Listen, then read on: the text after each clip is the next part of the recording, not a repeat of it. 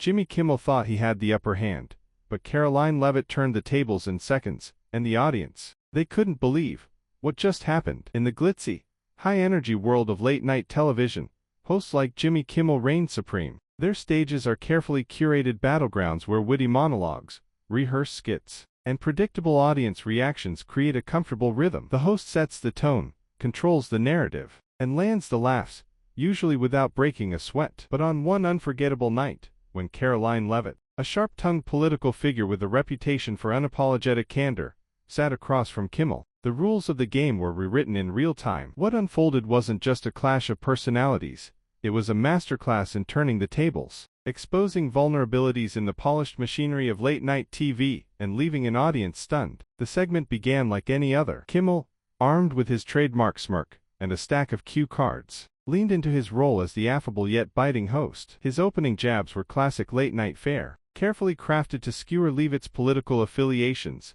and public persona while keeping the audience firmly in his corner. The crowd, primed by warm-up acts and the electric atmosphere of the studio, responded with the expected chuckles and applause. Kimmel's rhythm was steady, his confidence palpable. After all, this was his turf, a space where guests typically play along, deflect lightly, or laugh off the barbs. But Leavitt wasn't here to play by those rules. From the moment she responded, it was clear she wasn't going to let Kimmel's quips slide. With a calm yet piercing delivery, Leavitt dismantled his opening salvo with surgical precision. Where Kimmel aimed for humor, she countered with facts, weaving in pointed critiques of the host's framing. Her responses weren't just defensive, they were offensive in the best sense, challenging the assumptions baked into Kimmel's questions, and flipping the narrative on its head. Each retort was measured, confident, and laced with a quiet intensity that seemed to catch Kimmel off guard. The audience, expecting a light-hearted roast, began to shift in their seats. The first audible gasp came when Leavitt turned one of Kimmel's punchlines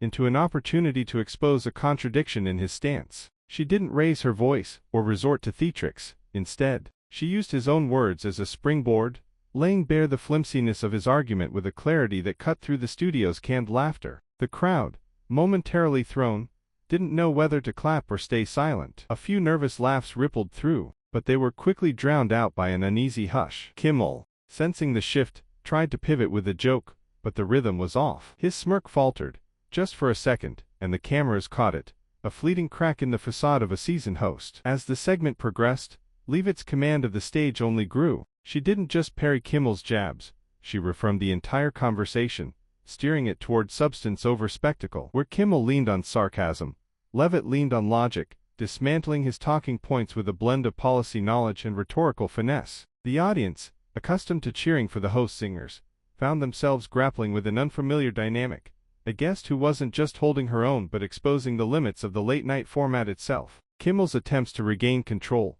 quicker quips, a shift to safer topics, felt increasingly desperate, like a boxer throwing wild punches after losing the early rounds. The tension reached its peak in the final minutes. Leavitt landed a particularly incisive point, tying Kimmel's rhetoric to a broader critique of media bias. The audience, now fully absorbed, let out a collective murmur, some in awe, others in discomfort. Kimmel, visibly rattled, tried to wrap the segment with a forced laugh and a seg to commercial, but the damage was done. The studio light seemed to dim on his usual charisma, and the applause that followed felt more obligatory than enthusiastic. Leavitt, composed and unflinching, had turned what was supposed to be a predictable late-night takedown into a moment of raw, unscripted exposure. What made the exchange so unforgettable wasn't just Leavitt's victory in the verbal sparring match. It was the way the audience's reaction mirrored the shift in power. Their gasps, their stunned silence, their hesitant claps, these were the real story. They came expecting a familiar script. The host lands the laughs, the guest plays along, and everyone goes home entertained. Instead, they witnessed a disruption, a guest who refused to be a prop, a host who lost his footing, and a stage that, for one night, belonged to someone else. In the days that followed, clips of the segment circulated widely, sparking debates across social media and news outlets. Some praised Leavitt's poise and intellect, others criticized her for upstaging a host in his own domain. Kimmel, to his credit, leaned into the moment in later shows, poking fun at himself to diffuse the sting. But the memory of that night lingered, not just for those in the studio but for anyone who watched the exchange unfold. It was a reminder that even in the controlled chaos of late-night TV, where hosts are kings, A single guest with the right mix of courage and clarity can rewrite the script and leave an audience, and a host, reeling in the aftermath.